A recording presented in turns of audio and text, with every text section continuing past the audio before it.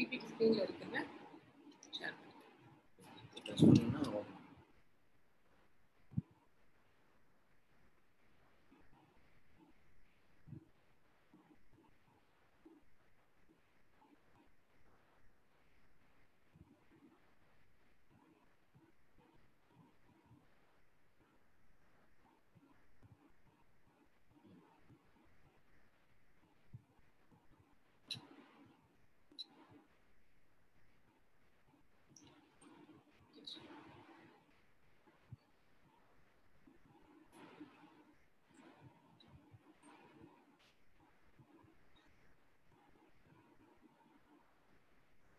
o'clock.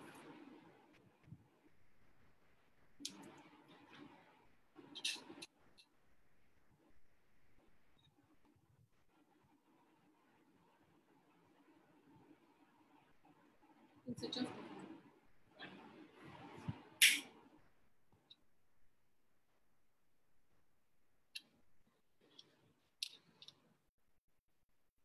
Good evening to all. I'm Dr. Aruna Ashok from A4 Fertility Center. So today we are going to look on the topic male factor infertility facts to know. So இந்த topic பத்தி ரொம்ப நிறைய discussion பண்ணாத topic. ஏன்னா நிறைய பேர் இதை பத்தி கொஸ்டின்ஸ் கேட்கறதுக்கும் தயங்குறாங்க. அதுக்கான தீர்வை கண்டுபிடிக்கிறதுக்கு நம்ம பிரச்சனை தெரிஞ்சாதான் தீர்வு கண்டுபிடிக்க முடியும். So only when the problem is known, solution can be drawn. So ப்ராப்ளமே நிறைய நேரம் தெரியறதில்லை. ஸோ ஃபர்ஸ்ட் மேல் ஃபேக்டர் இன்ஃபர்டிலிட்டியில என்னெல்லாம் ப்ராப்ளம்ஸ் இருக்கு, எதுலெல்லாம் நம்ம சொல்யூஷன்ஸ் கொண்டு வர முடியும், என்ன கண்டுபிடிக்கணும், எதை பார்க்கணும், எந்த ஃபேக்ட்ஸ்லாம் ரொம்ப இம்பார்ட்டன்ட்றதை பத்தி பார்க்கலாம். So at the end of the presentation we can share the questions, and questions எதா இருந்தாலும் தயங்காம கேளுங்க. We will be able to answer the questions clearly.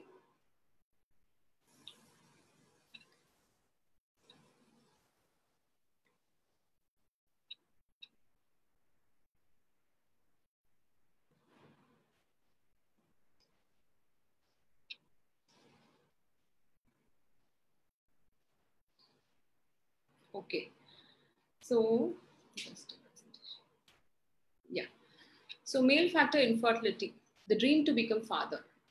So எப்படி ஒரு அம்மாக்கு குழந்தை பிறந்த உடனே எவ்வளவு சந்தோஷம் வருமோ, ஒரு பெரிய பதவி கிடைச்ச மாதிரி இருக்குமோ, அதே மாதிரி அப்பாக்கும் ஒரு சைல்ட் பர்த், ஒரு குழந்தை பிறக்கிறது ஒரு பெரிய விஷயம். நிறைய நேரம் ஒரு அம்மாவை தான் நம்ம ரொம்ப கான்சென்ட்ரேட் பண்ணி பாக்குறோம். ஆனா வெளியில அம்மா உள்ள அம்மா டெலிவரி ஆகும்போது வெளியில அவங்க ஹஸ்பண்ட் வந்து ஸ்வீட்ஸ் கொடுக்கறதுலையும் சரி, எவ்வளோ அதை செலிப்ரேட் பண்றாங்கன்றத we are all seeing it. So உங்களுக்கும் அந்த மாதிரி ஒரு நாள் வரணுன்றதுனால அதுக்கு என்னெல்லாம் தெரிஞ்சுக்கணும், what you can do, simple விஷயமா இருக்கலாம். ஆனா அதை நம்ம லைஃப் ஸ்டைல இன்க்ளூட் பண்றதுனால we can get a good solution. So first இதுக்கு முன்னாடி மேல் ஃபேக்டர், ஹஸ்பண்ட் ஒய்ஃப் ரெண்டு பேரும் சேர்ந்து ஒரு குழந்தை பிறக்குது. இதுல ஃபீமேல்ஸ்க்கு தான் ப்ராப்ளம் இருக்குன்னு தான் ரொம்ப காலமா நம்ம எல்லாம் நினைச்சிட்டு இருந்தோம். ஃபீமேல்ஸ்க்கு தான் இன்னுமே கூட நிறைய இன்வெஸ்டிகேஷன்ஸ், ஃபீமேல்ஸ் தான் டாக்டர் வந்து பாக்குறாங்க. Many infertility specialists in India, 75% are female doctors. So அதனால மேல்ஸ் நிறைய பேர் ஃபீமேல் டாக்டர்ஸ் கிட்ட வரவும் தயங்குறாங்க. ஆனா இதுல முக்கியமா நீங்க தெரிஞ்சுக்க வேண்டியது என்னன்னா, இந்த பிக்சர்ல இருக்கிற மாதிரி ஒன் தேர்ட் ஒரு 100 பேர் இருக்காங்கன்னா அதுல 30% பேருக்கு ஆண்கள் அந்த மேல் ஃபேக்டர் சொல்றோம் இல்லையா, ஹஸ்பண்டுக்கு ப்ராப்ளம் இருக்கிறதுனால குழந்தை பிறக்கிறது இல்லை. ஒரு 30% பேருக்கு ஒய்ஃப்க்கு மட்டும் ப்ராப்ளம் இருக்கிறதுனால குழந்தை பிறக்கிறது இல்லை. ஒரு 30%க்கு ஹஸ்பண்ட் ஒய்ஃப் ரெண்டு பேருக்குமே ஏதாவது ஒரு இஷ்யூ இருக்கிறதுனால குழந்தை பிறக்கிறது இல்லை. ஸோ இதுல வந்து எதுக்காக இந்த இஷ்யூவை சொல்றோம் அப்படின்னா, இது வந்து அமெரிக்கன் சொசைட்டி ஆஃப் ரீப்ரொடக்டிவ் மெடிசன்ல பப்ளிஷ் ஆன ஒரு டேட்டா. ஸோ இது வேர்ல்ட் வைட் இதே மாதிரி தான் இருக்கு. In India also the same trend is following. இந்தியாவில் இன்னுமே சிவியரிட்டி ஜாஸ்தி, ஏன்னா நம்மளோட climate is very hot. So ரொம்ப சூடான கிளைமேட்ல இருக்கும்போது இன்னும் நிறையவே ப்ராப்ளம்ஸ் வர சான்சஸ் இருக்கு. இது வந்து ஆண்களுக்கும் ப்ராப்ளம் இருக்கு அப்படின்னு பின் பாயிண்ட் பண்றதுக்காக சொல்லலை. ஏன் இந்த விஷயத்த முக்கியமா சொல்றோம்னா, நிறைய டைம் ஒய்ஃப் வந்து ட்ரீட்மெண்ட்டுக்கு வராங்க, வில்லிங்கா வந்து அடுத்தடுத்த ட்ரீட்மெண்ட் ப்ரொசீட் பண்ற டாக்டர் எனக்கு அடுத்தது என்ன பண்ணலாம்னு சொல்லுங்க அப்படின்னு கேட்குறாங்க. ஆனா ஹஸ்பண்ட்ஸ் நிறைய பேர் வந்து அந்த ஒரு டிஸ்கஷனுக்கு வர மாட்டேங்கிறாங்க. மேபி தே ஆர் ஹெல்ட் அப், எனக்கு இன்னும் டைம் இருக்கு, எனக்கு இன்னும் வயசு இருக்கு, 30 வயசு ஆன ஒரு lady feels that I'm old, எனக்கு வயசு ஆயிடுச்சு, எனக்கு சீக்கிரம் குழந்தை வேணும்னு நினைக்கிறாங்க. ஆனா 30 வயசான ஒரு ஹஸ்பண்ட் ஃபீல்ஸ் தட் எனக்கு இன்னும் வயசு இருக்கே, நான் பொறுமையா ட்ரீட்மெண்ட் பண்ணிக்கிறேன், ஏன் அவசரப்படுறீங்க அப்படின்னு நினைக்கிறாங்க. இதுல முக்கியமான ஒரு விஷயம், நீங்க ஃபர்ஸ்ட் ஒரு விஷயத்துல ஒரு தீர்வு எடுக்க போறீங்க, தள்ளி போட போறீங்க இல்ல சீக்கிரம் பண்ண போறீங்கன்னு முடிவு பண்றீங்கன்னா, அது தள்ளி போடுறதுனால ஏதாவது ப்ராப்ளம் இருக்கா இல்லையான்னு முடிவு பண்ணிட்டு தான் நம்ம அதுக்கு அடுத்த ஸ்டேஜுக்கு போகணும். தள்ளி போடுறது உங்களோட வைஃபுக்கு நல்லதா உங்களுக்கு நல்லதா அப்படின்னா அதுக்கு எப்படி கண்டுபிடிக்க முடியும்? உங்களுக்கு அந்த நாலேஜ் இருக்கணும், இன்ஃபர்டிலிட்டி பத்தி நாலேஜ் இருக்கும். So there was a big survey which was done. அதுல பாத்தீங்கன்னா 80% of the females undergoing the fertility treatment, அவங்களுக்கு fertility treatment பத்தின full details தெரிஞ்சிருக்கு. ஆனா ஆண்களுக்கு அவங்களோட ஹஸ்பண்ட்ஸ்ல 40% less than 50, அதாவது பாதிக்கு கம்மியான பேருக்கு தான் வைஃப்க்கு என்ன ட்ரீட்மெண்ட் பண்றோம், ஃபர்டிலிட்டியில ஐவிஎஃப்னா என்ன அப்படின்னு தெரியுது. உதாரணத்துக்கு எம்ப்ரியோ டிரான்ஸ்ஃபர், கருவே ஃபார்ம் பண்ணி உள்ள வைக்கும் போது சம்டைம்ஸ் ஹஸ்பண்ட்ஸ் வந்து கேட்பாங்க, நான் எனக்கு சாம்பிள் கொடுக்கணுமா doctor? So how difficult it is for the wife to convince the husband. Wife போய் ஹஸ்பண்ட் கிட்ட சொல்ல முடியாது, இன்னைக்கு நாங்க வந்து சேர்ந்து இருக்கணும்னு டாக்டர் சொல்லியிருக்காங்க அப்படின்னு சொல்ல முடியாது. ஸோ ஹஸ்பண்டுக்கும் தெரியணும் இந்த ஓவலேஷன் டைம்ல நான் கான்டாக்ட் இருக்கணும் அப்படின்னு ஹஸ்பண்டுக்கும் தெரியணும். வைஃப் சொல்லி செஞ்சா அது ஒரு மெக்கானிக்கல் ஒர்க் ஆயிடும். அதனால it should be knowledge. So முக்கியமான விஷயம் மேல் ஃபேக்டர் இன்ஃபர்டிலிட்டி. உங்களுக்கு ஏதாவது ஒரு முக்கியமான இதுல இருந்து ஒரு டாபிக் வேணும்னு சொன்னா டெஃபினட்டா எங்களுக்கு சஜஸ்ட் பண்ணுங்க, we will be telling about it. But இது மேல்ஸ் உங்க ஹஸ்பண்ட்ஸ் எல்லாம் பாக்குறதுக்காக முக்கியமா தயாரிச்சது.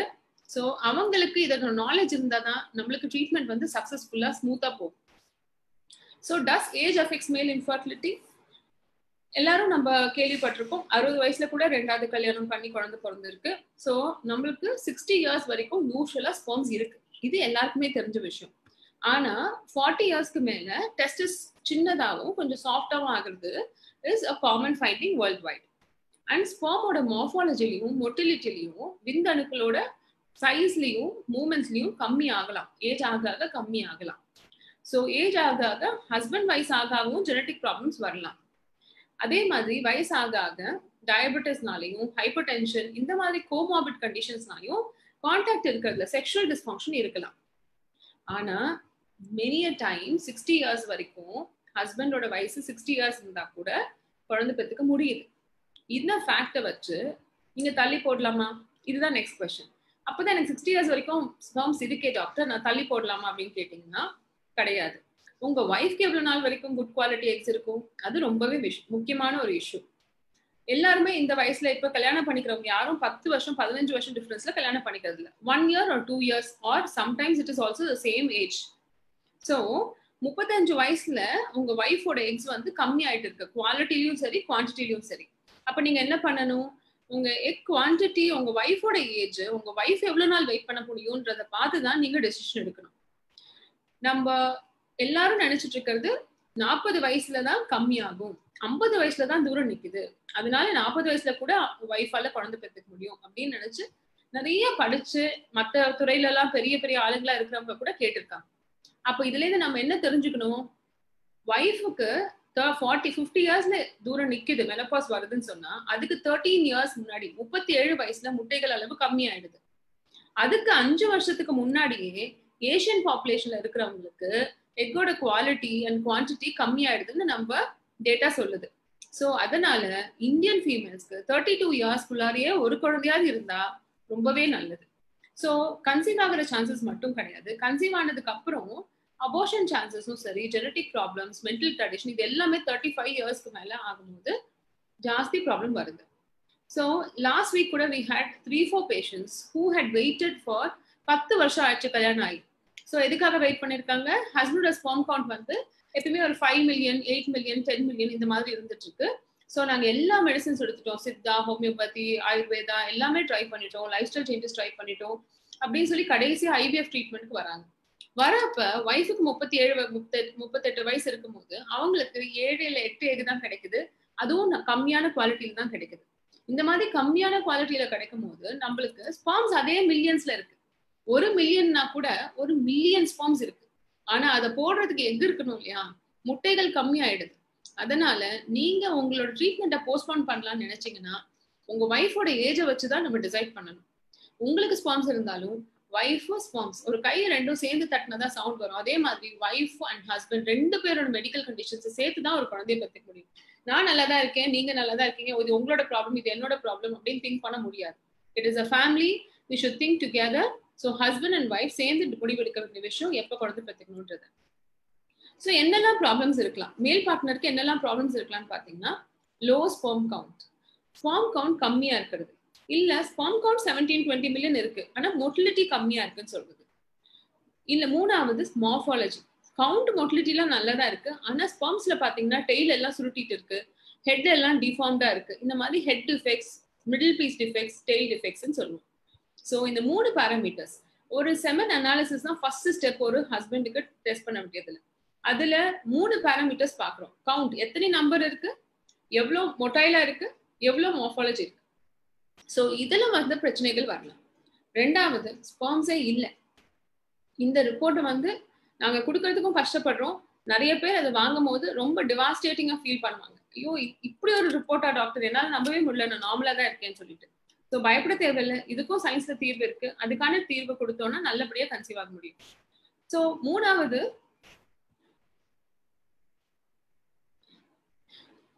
மூணாவது வந்து நம்மளோட not able to have sex properly. So contact இருக்க முடியல, ஹஸ்பண்ட் வைஃப் ரிலேஷன் ஒழுங்கா இருக்க முடியல அப்படின்றது மூணாவது ப்ராப்ளமா இருக்கு. ஸோ நம்ம இந்த 3 பிரச்சனைகளுக்கான தீர்வை பத்தி பார்ப்போம். இந்த பிரச்சனைகள் எதனால வருது, இதுக்கான தீர்வு என்ன கொடுக்க முடியும்ன்றத பார்ப்போம். ஓகே, ஸோ இன்வெஸ்டிகேஷன்ஸ் ஃபார் மேல் பார்ட்னர். ஸோ ஹஸ்பண்டுக்கு என்னெல்லாம் ப்ராப்ளம் இருக்குன்னு பார்த்தீங்கன்னா, இதுக்கு எப்படி டெஸ்ட் பண்ணுவாங்க. ஒரு ஹஸ்பண்ட் அண்ட் ஒய்ஃப் நல்லா ஹெல்த்தியா தான் இருக்கேன், சளி இருமல் இருந்தா சளிக்கு டெஸ்ட் பண்றோம் இல்லையா.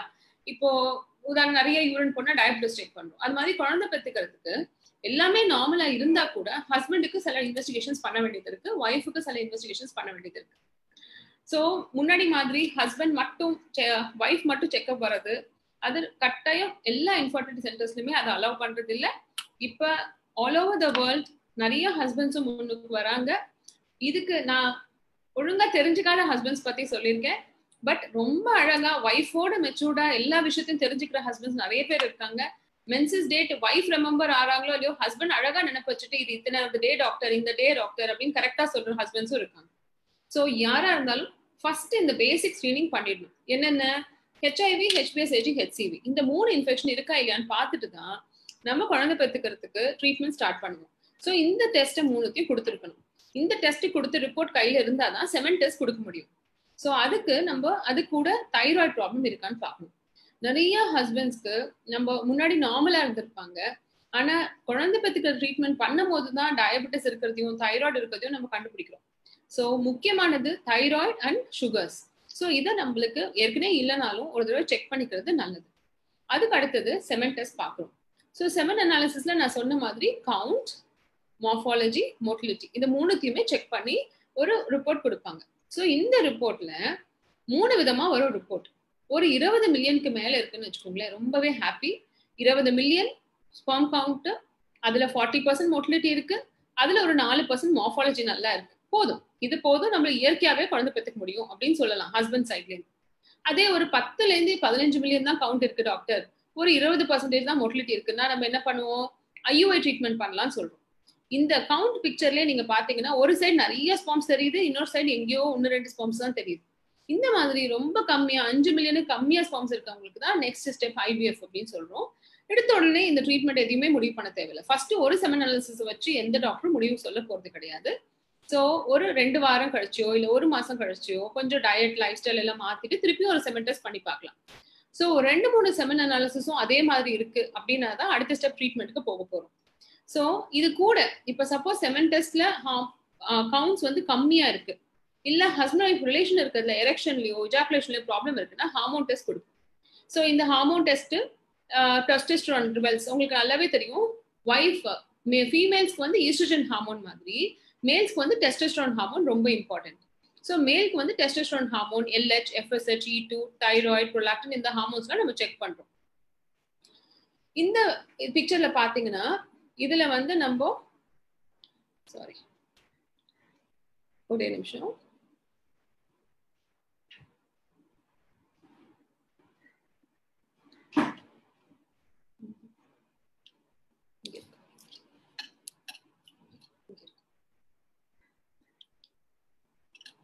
இங்கே இந்த பிபிடி ஷேர்.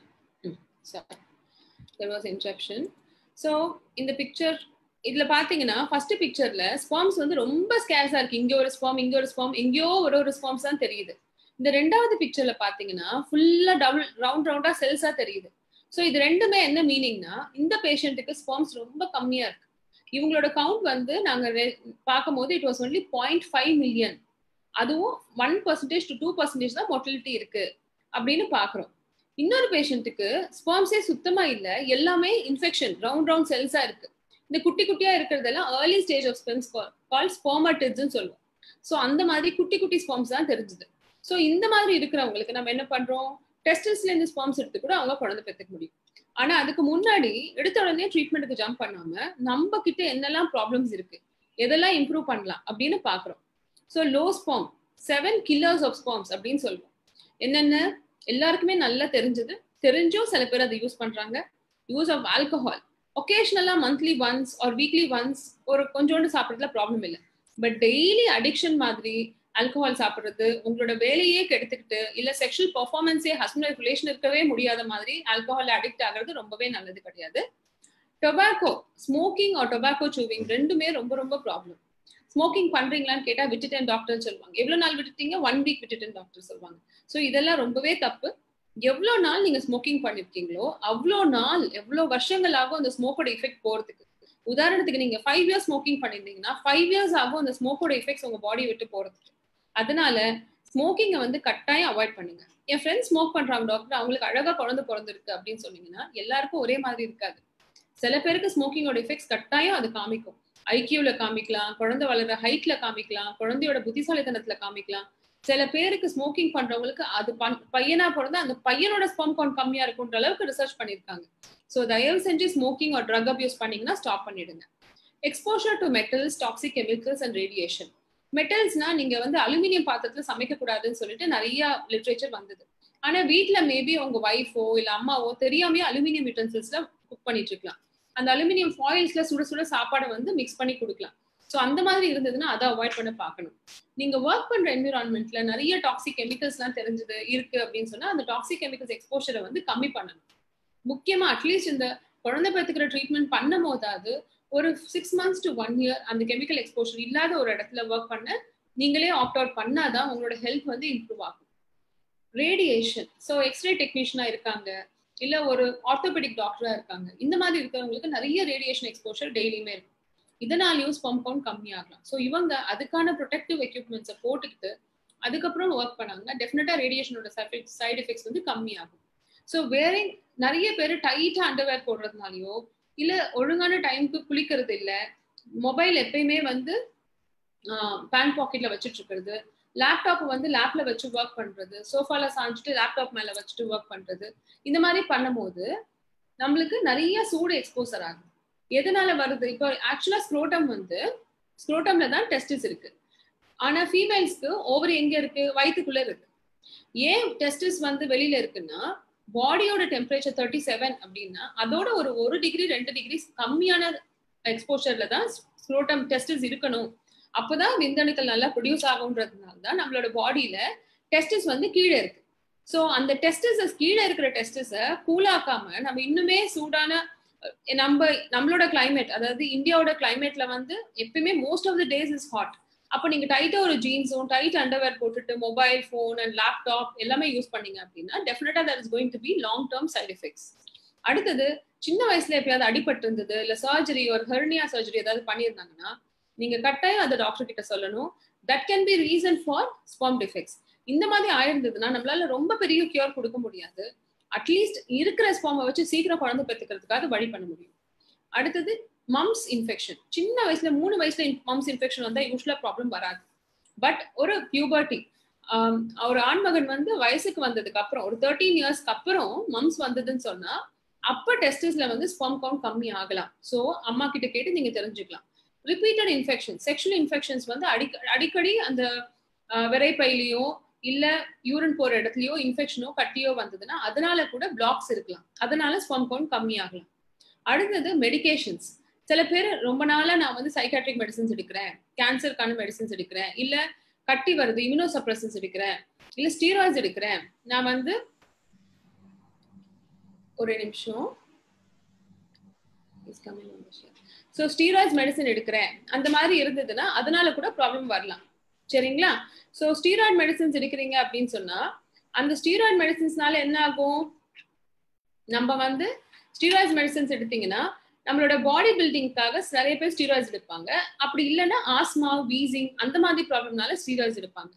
ஸோ இப்போ ஸ்டீராய்ட்ஸ் வந்து நீங்க பாடி பில்டிங்காக எடுத்தீங்கன்னா தயவு செஞ்சு டாக்டர் கிட்ட சொல்லணும். நிறைய பேர் ஃபிட்னஸ்ல மிஸ்டர் சென்னை, மிஸ்டர் இந்தியா அந்த மாதிரி நிறைய கான்டெஸ்டுக்காக ப்ரிப்பேர் ஆகிட்டு இருக்கும் போது they might take steroids which can depress the sperm production. Steroids என்ன பண்ணும்னா பாடியில போய் டேப்லெட்ஸ் எடுத்தோம்னா டெஸ்டோஸ்டெரான் லெவல்ஸ் கம்மியாகி அதனால நம்மளுக்கு ஸ்பெர்ம் கவுண்ட் கம்மி ஆகலாம். ஸோ இந்த மாதிரி மெடிசன்ஸ் எடுத்தா டாக்டருக்கு சொன்னாதான் அதுக்கான கியூரை அவங்களால கொடுக்க முடியும். அதே மாதிரி ஜெனட்டிக் கண்டிஷன்ஸ் இருக்கு. சில பேருக்கு Y குரோமோசோம்ல டெலிஷன் இருக்கலாம், இல்ல வாரிகோசில் ரத்தம் கட்டுறதுனால இருக்கலாம். இந்த மாதிரி கண்டிஷன்ஸா இருந்தாலும் we can definitely diagnose and have a அதுக்கான ட்ரீட்மெண்ட் பண்ணும்போது we can have a better cure. ஸ்பாம்ஸே இல்ல டாக்டர், நீங்க என்ன ஏதோ ஒரு கில்லர்ஸ்னால வந்துட்டுனா சுத்தமா ஸ்பாம்ஸே இல்லைன்னு சொல்லிட்டாங்க. நான் ஒரு 4-5 டைம்ஸ் பண்ணி பார்த்துட்டேன் 2-3 லேப்ல. ஒரு தடவை நாங்க ஸ்பாம் இல்லைன்னு சொன்ன உடனே ஒரு பேஷண்ட் கிட்ட we have given and அதுல 1 மந்த்க்குள்ளார அவர் ஒரு 7-8 லேப்ல போய் ஸ்பாம் கவுண்ட் செக் பண்ணி எல்லா லேப்லயும் 0 கவுண்ட்ஸ் சொன்ன உடனே he was so depressed. So அப்படி டென்ஷன் ஆக வேண்டிய அவசியம் கிடையாது. ஸோ ஸ்பெர்ம் கவுண்ட் இல்லை அப்படின்னா 2 விஷயமா இருக்கலாம். ஒன்னு அடப்பு இருக்கிறதுனால வராம இருக்கலாம், அதுக்கு பேரு obstructive azoospermia. எங்கேயோ ஒரு இடத்துல ப்ரொடியூஸ் ஆகுது, ஆனா அடப்பு இன்ஃபெக்ஷன்னாலேயோ இல்ல சர்ஜரி பண்ணதுனாலயோ அடிப்பட்டதுனாலயோ ஒரு அடப்பு இருக்கிறதுனால வெளியில வரல. இந்த மாதிரி கண்டிஷன் இருக்கவங்களுக்கு ஈஸியாவே குழந்தை பிறக்கும், நீங்க பயப்படவே தேவையில்லை. நான் அப்ஸ்ட்ரக்டிவ் ஏசோஸ்பெர்மியா ப்ரொடக்ஷனே கம்மியா இருக்கு, உள்ளேருந்து சுரக்கவே இல்லை, ப்ரொடியூஸே ஆகல, அந்த மாதிரி இருக்கிற போது நம்மளுக்கு ஸ்பெர்ம்ஸ் ப்ரொடக்ஷன் கொஞ்சம் கஷ்டம் தான். ஆனா இவங்களுக்கு கூட ஒரு மினிமல் சர்ஜிக்கல் ப்ரொசீஜர் டெஸ்டிஸ்ல இருந்து ஸ்பெர்ம்ஸ் எடுத்து ட்ரை பண்ண முடியும். அந்த மாதிரி ட்ரை பண்றதுக்கு அதுக்கு முன்னாடியே வெயிட் ஜாஸ்தி அந்த வெயிட் கம்மி பண்றது, ஒழுங்கான லைஃப் ஸ்டைல் ஃபாலோ பண்றது, மெடிகேஷன்ஸ் அண்ட் இன்ஜெக்ஷன்ஸ் கொடுக்கறதெல்லாம் ஒழுங்கா எடுத்துக்கிட்டு 3 months அதுக்கப்புறம் நம்ம டெஸ்டிஸ்ல இருந்து ஸ்பெர்ம்ஸ் இருக்கும்போது நல்ல ஸ்பெர்ம்ஸ் வந்து நிறைய பேர் குழந்தை பிறந்திருக்கு.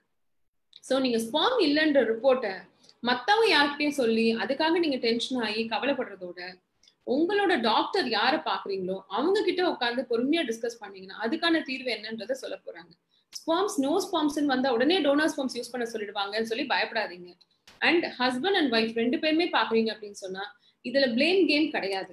எக்ஸ் இல்லாதவங்களுக்கு எப்படி நம்ம அதுக்கான ட்ரீட்மெண்ட் கொடுத்து எக் வர வைக்கிறோமோ ஸ்பெர்ம் இல்லைனாலும் அதுக்கான ட்ரீட்மெண்ட் கொடுத்து வர வைக்கலாம். ஸோ இது எனக்கு தானே ப்ராப்ளம் சொல்லி நீங்க இன்ஃபீரியாரிட்டி காம்ப்ளெக்ஸ்னு போக தேவையில்லை. அண்ட் ஒய்ஃப்ஸும் வந்து அவருக்கு ப்ராப்ளமா எனக்கு ப்ராப்ளமான்னு சொல்லி கஷ்டப்பட தேவையில்லை. Any problem between husband and wife 2 பேரும் சேர்ந்து சரி பண்ணும்போது கட்டாயம் ஒரு ஹெல்த்தி சைல்ட் வரும்.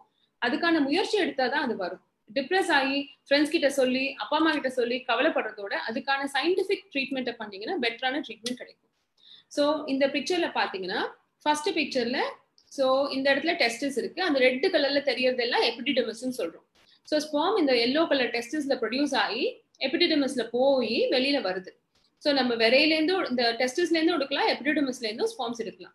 ஸோ இந்த மாதிரி ஸ்பெர்ம்ஸ் இருக்கும்போது உங்களோட ஓன் குழந்தைய பெற்றுக்க முடியும். நான் அந்த பிக்சர்ல காமிச்சேன் இல்லையா, ரவுண்ட் செல்ஸா இருந்தது, அவருக்கு ஸ்பெர்ம்ஸே தெரியல அப்படின்னு சொல்லிட்டு ஸ்பெர்ம் கவுண்ட்ல அவங்களுக்கு நம்ம டிசி பண்ணி அவங்களுக்கு நல்ல ஸ்பெர்ம்ஸ் கிடைச்சு அதுல அவங்களுக்கு ஒரு குழந்தைய பிறந்துருச்சு. ஸோ அதனால நீங்க ஸ்பெர்ம் இல்ல ஸ்பெர்ம் கவுண்ட் இல்லைன்னு சொல்லிட்டாங்கன்னு சொல்லி ஸ்ட்ரெஸ் ஆகி பெரிய பிரச்சனை ஆகிறதுக்கு முன்னாடி அதுக்கான தீர்வை தேடி உங்களோட குழந்தைய பெற்றுக்கிறதுக்கான வழியை பார்க்கலாம். அடுத்தது ரொம்ப காமன் விஷயம், மெனிய டைம்ஸ் ஹஸ்பண்ட்ஸ் முன்னுக்கு வந்து சொல்றது இல்லை, ஒய்ஃபும் சொல்ற மாட்டேங்கிறாங்க. நாங்க ஒரு 2-3 மாசம் ட்ரீட்மெண்ட் பண்ண பிறகுதான் சொல்றாங்க சில பேர். ஆனா இப்ப நிறைய பேர் we are seeing ரொம்ப காமனா அக்செப்ட் பண்ணிக்கிட்டு ஹஸ்பண்ட்ஸ் வந்து சொல்றாங்க. உதாரணத்துக்கு ஒருத்தவங்களுக்கு ஃபர்ஸ்ட் குழந்தை நார்மலா பிறந்துடுது, அதுக்கப்புறம் ஹஸ்பண்டுக்கு வந்து வெயிட் ஜாஸ்தி ஆயிடுறாரு, பிபி வந்துடுது, சுகர் வந்துடுது, அதனால இரெக்ஷனே சுத்தமா இல்லை. அப்போ அவர் ஃபர்ஸ்ட் விசிட் வந்த உடனே சொல்லிட்டாரு, ஸோ ஏற்கனவே ஒரு குழந்தை இருக்கு இல்லப்பா, எதுக்கு இவ்வளவு ஃபாஸ்டா ட்ரீட்மெண்ட் போறீங்க அப்படின்னு கேட்கும் போது மேடம் எனக்கு சுத்தமா எரெக்ஷனே இல்லை, எரெக்ஷனே வர மாட்டேங்குது அப்படின்றத அவங்க சொல்லிட்டாங்கன்னா ட்ரீட்மெண்ட் பிகம்ஸ் வெரி சிம்பிள்.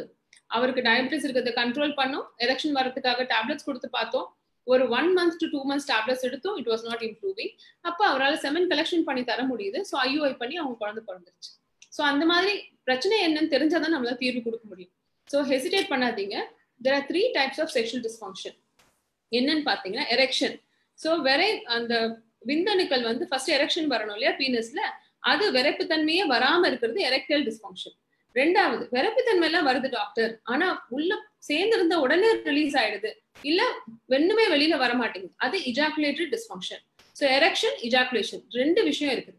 இதுல ஃபர்ஸ்ட்லயோ இல்ல ரெண்டாவது விஷயத்துலயோ ப்ராப்ளம் இருக்கலாம். மூணாவது, diminish libido or desire to sex, சேர்ந்து இருக்கிறதுக்கு இஷ்டமே இல்லை, இல்லைன்னா இருக்கவே முடியல, இது மூணாவது.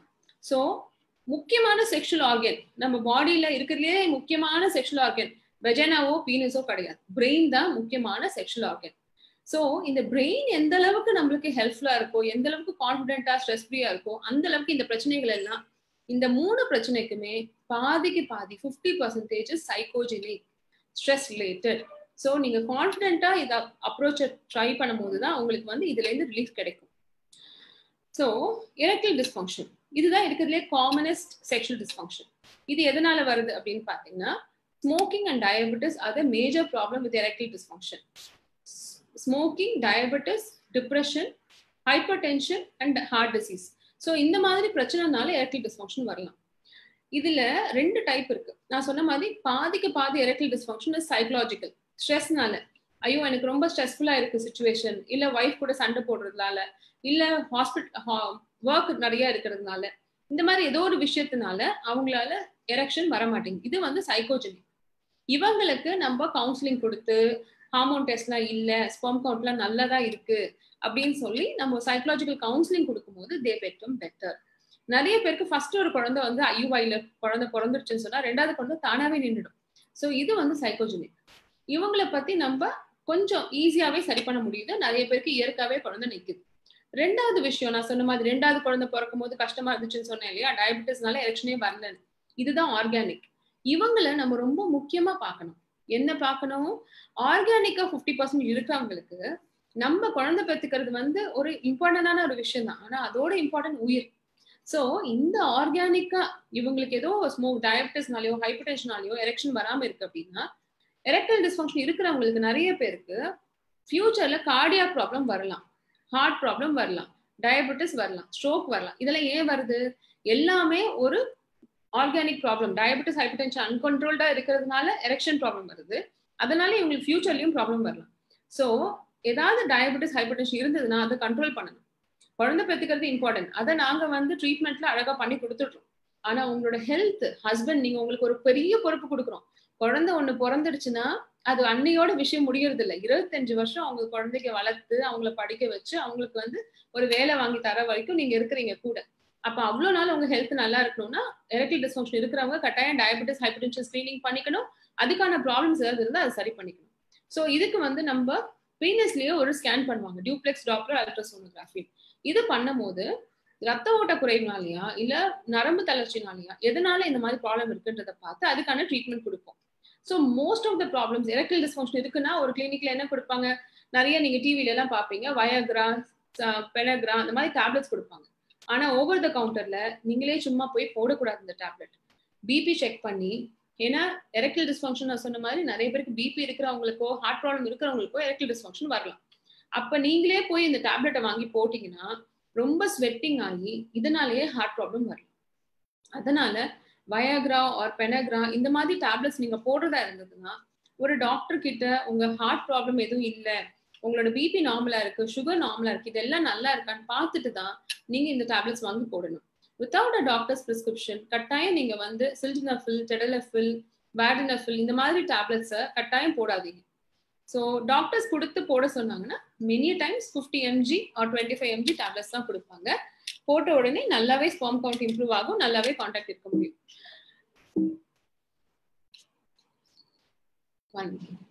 ஸோ ப்ரீமெச்சூர் இஜாகுலேஷன் நாங்க சொன்னது first erection. So erectile dysfunction பத்தி பார்த்துட்டோம். ரெண்டாவது இஜாகுலேஷன். ஹஸ்பண்ட் ஒய்ஃப் சேர்ந்து இருக்கோம், இதை வந்து ஒழுங்கா டிஃபைன் பண்ணாமே இருந்தாங்க. பட் இப்பதான் சொசைட்டிஸ் எல்லாம் சேர்ந்து 1 minute சேர்ந்து இருந்து 1 நிமிஷத்துக்குள்ளாரையே வந்து ஸ்பெர்ம்ஸ் இஜாகுலேட் ஆயிடுது. அதாவது எப்ப இஜாகுலேட் பண்ணணும் நம்ம நினைக்கிறாங்களோ அதுக்கு முன்னாடியே ஸ்பெர்ம்ஸ் வெளியில வந்துடுறது பேரு தான் ப்ரீமெச்சூர் இஜாகுலேஷன். ஸோ இதுல ஏன் செக்ஷுவல் ப்ராப்ளம், இதனால என்ன ப்ராப்ளம் இருக்கு டாக்டர்னு கிடைச்சீங்கன்னா, சப்போஸ் உள்ள போறதுக்கு முன்னாடியே இஜாகுலேஷன் ஆயிடுச்சுன்னு சொன்னா குழந்தை கன்சீவ் ஆகிறதுக்கு சான்ஸ் கம்மி.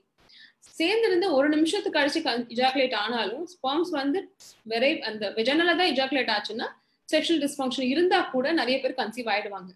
ஆனா இது வந்து ஒரு ஹஸ்பண்ட் அண்ட் ஒய்ஃப்குள்ளார ஒரு பிரச்சனையை உருவாக்குது. என்ன பாதி பிரச்சனை? ஹஸ்பண்டுக்கு ஒரு கான்ஃபிடன்ஸ் போகுது, எனக்கு என்ன இப்படி ஆயிடுது அப்படின்னு சொல்லிட்டு. ஒய்ஃபுக்கு இதை எப்படி ஹஸ்பண்ட் கிட்ட சொல்றது அப்படின்னு ஒரு தயக்கம் வந்துடுது. ஸோ இந்த மாதிரி இஷ்யூஸ் இருந்ததுன்னா இது வந்து ஈஸியா சரி பண்ற விஷயமா கூட இருக்கலாம். ஹைப்பர் சென்சிட்டிவிட்டின்னு சொல்லுவாங்க. ஸோ பீனஸ்க்கு வந்து ஹைப்பர் சென்சிட்டிவிட்டி, தொட்ட உடனே ஸ்பெர்ம்ஸ் வெளியில வர மாதிரி ஒரு கண்டிஷன். இது எதுலலாம் வரலாம் அப்படின்னு பாத்தீங்கன்னா, தைராய்டு ரொம்ப ஜாஸ்தியா இருக்கிறதுனால ப்ரீமெச்சூர் எஜாகுலேஷன் வரலாம். ஸோ எல்லா டைமும் உங்களோட ஸ்ட்ரெஸ், உங்களோட ப்ராப்ளம் அப்படின்னு நினைக்க தேவையில்லை. இந்த பிக்சர்ல நீங்க பாத்தீங்கன்னா இதுதான் பீனஸ் இருக்கு. ஸோ இது வந்து டெஸ்டிஸ். இந்த டெஸ்டிஸ்ல இருந்து வர ஸ்பெர்ம்ஸ் வந்து இப்படி உள்ள போய் வெளியில வரும்போது ப்ராஸ்டேட், பிளாடருக்கு கீழே ப்ராஸ்டேட் கிளாண்டுன்னு கேள்விப்பட்டிருப்பீங்க. வயசாகி ப்ராஸ்டேட் கிளாண்ட் என்லார்ஜ் ஆயிடுச்சு, ப்ராஸ்டேட் சர்ஜரி பண்ணாங்க எங்க அப்பாக்கு, அந்த மாதிரி எல்லாம் கேள்விப்பட்டிருப்பீங்க. அந்த ப்ராஸ்டேட் கிளாண்ட்ல இன்ஃபெக்ஷன் ஆகிறதுனால கூட சீக்கிரம் விந்தணுக்கள் வெளியில வரலாம். ஸோ இதுக்கு வந்து டிரான்ஸ்ரெக்டல் அல்ட்ராசோனோகிராம்னு இருக்கு. ஸோ மோஷன் போற வழியா ஒரு ஸ்கேன் பண்ணி அந்த ப்ராஸ்டேட் வந்து பெருசா இருக்கா, ப்ராஸ்டேட்ல ஏதாவது இன்ஃபெக்ஷன் இருக்கான்னு பார்த்து அதுக்கான ஆன்டிபயோட்டிக் ட்ரீட்மெண்ட் கொடுத்தாலும் இது சரியாகலாம். So most of the time நான் சொன்ன மாதிரி 50% சைக்கலாஜிக்கல் தெரப்பி ஆர் செக்ஷுவல் தெரப்பினால இது சரி பண்ண முடியுது. மிச்சம் சில பேருக்கு மாத்திரை, இந்த தைராய்டு மாத்திரை கொடுத்து சரி பண்ணலாம், இல்ல இன்ஃபெக்ஷன் இருக்கு, ப்ராஸ்டேட்ல இன்ஃபெக்ஷன் இருக்குன்னா அதுக்கான ஆன்டிபயோட்டிக் கொடுத்து சரி பண்ணலாம். ரொம்ப சிம்பிளா சில பேருக்கு வந்து நீங்க ரொம்ப ஹைப்பர் சென்சிட்டிவிட்டியா இருக்கா, இந்த லோக்கல் ஜெல்ஸ், இந்த அனஸ்தெட்டிக் ஜெல்ஸ் விற்கும் தெரியுமா, மரத்து போறதுக்காக, அதை லைட்டா தடவிட்டு அதுக்கப்புறம் கான்டாக்ட் இருக்குன்னு சொல்லுவோம். ஈஸியாவே அவங்களால கான்டாக்ட் இருக்க முடியும். 1 or 2 times அதை அப்ளை பண்ணாலே they'll get the confidence and next time they can have intercourse normally. So இதுதான் நம்ம ப்ரீமெச்சூர் எஜாகுலேஷன் பத்தி தெரிய வேண்டியது. அடுத்தது, இதுதான் இப்ப ரொம்ப பெருசா வளர்ந்துட்டு இருக்க ப்ராப்ளம். நிறைய பேர் வராங்க, ஹஸ்பண்ட் ஒய்ஃப் 2 பேருமே நல்லா படிச்சவங்களா இருக்காங்க. எங்களுக்கு 2 பேருக்குமே செக்ஸ்ல இன்ட்ரெஸ்ட் இல்லை டாக்டர், நாங்க கான்டாக்ட் இருந்து ஒரு குழந்தை பெத்துக்கணுமான்னு யோசிக்கிறோம், எங்களுக்கு குழந்தை மட்டும் வந்தா போதும் இப்படின்னு கேட்கறவங்க நிறைய பேர் இருக்காங்க. இதுக்கு ரீசன் நீங்க பாக்குற மாதிரி lots of the time electronic gadgets கூடயே இருக்கிறது, ஹாஸ்பிட்டல் ஆஃபீஸ் ஒர்க்கை வந்து வீட்லயும் வந்து ஒர்க் ஃப்ரம் ஹோம் பண்றது, நைட் ஃபுல்லா இந்த சோஷியல் மீடியால இருக்கிறது, இது எல்லாமே ஒரு ரீசனா இருக்கலாம். இன்னொரு முக்கியமான விஷயம் ஒபிசிட்டி. நம்ம எக்ஸசைஸ் பண்ணாம இருக்கிறது வந்து ரொம்ப ரொம்ப தப்பு. ஸோ எக்ஸசைஸ் பண்ணாம இருக்கிறதுனால ஒபிசிட்டி ஜாஸ்தியாகி, ஒபிசிட்டி ஜாஸ்தி ஆகும் போது என்ன ஆகும், டெஸ்டோஸ்டெரான் லெவல்ஸ் கம்மியாகும். அதனாலையும் செக்ஷுவல் டிரைவ் ரொம்ப கம்மியா இருக்கும். சக்கரவியாதினாலையும் டிமினிஷ் செக்ஷுவல் டிரைவ் இருக்கலாம். ஸோ உங்களுக்கு செக்ஷுவல் டிரைவ் கம்மியா இருக்குன்னா அதுக்கு ஏதாவது ரீசன்ஸ் இருக்கான்றத பார்க்கலாம். ஸோ நீங்க இதை சொன்னீங்கன்னா தான் அது சரியாகும். ஸோ வாரத்துக்கு நீங்க ஓவலேஷன் டைமை பார்த்து இந்த டைம் தான் சேர்ந்திருக்கணும், டாக்டர் இப்பதான் சேர்ந்திருக்க சொல்லும் போது உங்களுக்கு வந்து இது ஒரு மெக்கானிக்கல் விஷயம் ஆயிடுது. அதனாலதான் எங்ககிட்ட ட்ரீட்மெண்ட் வரும்போது கூட நாங்க என்ன சொல்லுவோம், 7th டேல இருந்து ஒரு நார்மல் 28 days பீரியட்ஸ் வருதுன்னா, ஒருத்தவங்களுக்கு ஒரு ஃபீமேலுக்கு 28 days பீரியட்ஸ் வருதுன்னா 7th டேல இருந்து 21st டே வரைக்கும் அட்லீஸ்ட் ஆல்டர்னேட் டே சேர்ந்துருங்க அப்படின்னு சொல்றோம். டெய்லி கூட சேர்ந்துருக்கலாம், பட் அட்லீஸ்ட் ஆல்டர்னேட் டே சேர்ந்திருந்தாதான் குழந்தை பிறக்கும். ஸோ இதை வந்து ஆனா எப்படி சொல்லுவாங்க, கல்யாணம் ஆகி 2-3 மாசம் தான் இருக்கும், ஆனா வாரத்துக்கு ஒரு தடவை தான் சேர்ந்திருக்கேன் அப்படின்னு. வாரத்துக்கு ஒரு தடவை சேர்ந்துருந்தா எப்படி குழந்தை நிற்கும், ரேண்டமா எப்பயாவது ஒரு தடவை தான் நிற்கும். ஸோ அப்ப அதுக்கான ரீசன்ஸ் என்னன்னு பார்த்து ட்ரீட்மெண்ட் எடுத்துக்கணும். ஆனா செக்ஷுவல் டிரைவை இம்ப்ரூவ் பண்ணுன்றதுனால நீங்க டாக்டர்ஸ் கிட்ட போகும்போது குழந்தைக்காக ட்ரை பண்றீங்க அப்படின்றது சொல்லலைன்னா ஈஸியா டெஸ்டோஸ்டெரான் சப்ளிமெண்ட்ஸ் கொடுத்துருவாங்க. இப்போ டெஸ்டோஸ்டெரான் சப்ளிமெண்ட் சாப்பிட்டா என்ன ஆகும்னா, டெஸ்டோஸ்டெரானை நம்ம மாத்திரையா எடுத்துக்கும் போதோ இல்ல ஜெல்லா எடுத்துக்கும் போதோ இது வந்து கான்ட்ரசெப்டிவ் பில் மாதிரி ஆக்ட் ஆகும். டெஸ்டோஸ்டெரானை வந்து டேப்லெட்ஸாவோ பில்ஸாவோ எடுத்துக்க கூடாது குழந்தை பெற்றுக்கணும்னு ட்ரை பண்ணும்போது. அப்ப ஸ்பெர்ம் கவுண்ட்ஸ் கம்மியாயிடும். ஸோ உங்களுக்கு ட்ரீட்மெண்ட் எதுக்காக செக்ஸ் இருக்கணும்னு நீங்க நினைக்கிறீங்க, வெறும் செக்ஷுவல் டிரைவ் மட்டும் இம்ப்ரூவ் ஆனா போதும் அப்படின்னு ஃபீல் பண்றீங்கன்னா, ஏற்கனவே 2 குழந்தை பிறந்துருச்சு, செக்ஷுவல் டிரைவ் கம்மி ஆயிடுச்சுன்னா நீங்க டெஸ்டோஸ்டெரான் டேப்லெட் சாப்பிட்டு கூட நீங்க செக்ஷுவல் பெர்ஃபார்மன்ஸ் இன்க்ரீஸ் பண்ணிக்கலாம். ஆனா குழந்தை பெத்துக்கிறதுக்காக செக்ஷுவல் டிரைவ் இம்ப்ரூவ் பண்ணணும்னு நினைச்சீங்கன்னா டெஸ்டோஸ்டெரான் டேப்லெட்ஸ் எடுத்துக்க கூடாது. அடுத்தது முக்கியமான விஷயம் எல்லாருமே கேட்கறது, ஸோ இதை ரொம்பவே தேடி உங்களுக்கு எல்லாம் எது கொடுத்தா இம்ப்ரூவ் ஆகும்னு ரொம்ப யோசிச்சு ப்ரிப்பேர் பண்ண ஸ்லைட். ஏன்னா நிறைய பேர் வைஃப்ஸ் என்ன நினைக்கிறாங்க, நான் ஏதாவது பண்ணி இம்ப்ரூவ் பண்றேன் டாக்டர், என்ன கொடுக்கலாம் என் ஹஸ்பண்டுக்கு, எது சாப்பிட கொடுத்தா. அம்மாவும் கேட்கறாங்க, என் பையனுக்கு என்ன கொடுத்து நான் இம்ப்ரூவ் பண்றது, ஏன் இப்படி கவுண்ட் கம்மி ஆயிடுச்சு, எனக்கு 7 பசங்க இருக்காங்க, என் ஹஸ்பண்ட் 10வது குழந்தை, ஸோ இந்த மாதிரி எங்களுக்குலாம் நிறைய குழந்தைகள் இருந்திருக்கு, இந்த காலத்துல இவங்கெல்லாம் அவங்க வீட்லயே சாப்பிடறது இல்லை, இதனாலதான் ப்ராப்ளம் வருதுன்னு சொல்றாங்க. ஸோ உங்களுக்கான டிப்ஸ் இது. ஸோ ஏலக்காய் ரொம்ப நல்லது. 3 to 4 cardamom with ghee every day at a particular time. ஒரு ரெகுலர் ஹேபிட் வச்சு இது எல்லாத்தையுமே ஒரே நாள்ல சாப்பிட சொல்லல, டெஃபினட்டா ஒரே நாள்ல சாப்பிட்டீங்கன்னா வயிறு அப்செட் ஆயிடும். ஒரு மண்டேனா கார்டமன் சாப்பிடுவேன், டியூஸ்டேனா லேடிஸ் ஃபிங்கர் சாப்பிடுவேன். அந்த மாதிரி you can have different patterns of taking it. ஒரு ஷெட்யூலர் மாதிரி போட்டுட்டு நைட் ஆனா இதெல்லாம் நான் சாப்பிட்டுட்டேனா அப்படின்ற மாதிரி நீங்க செக்லிஸ்ட் வச்சுக்கலாம். So every time don't expect your wife to give, நீங்களும் உங்களோட பேட்டர்ன் ஃபுட் பேட்டர்ன்ஸ்ல இதை இன்க்ளூட் பண்ணிக்கோங்க. ஸோ கார்டமன் வித் கீ, வெண்டைக்காய் ladies finger with warm water, you can have it. ராவாவும் சாப்பிடலாம், இல்ல குக் பண்ணியும் அடிக்கடி சாப்பிட்டுக்கலாம்.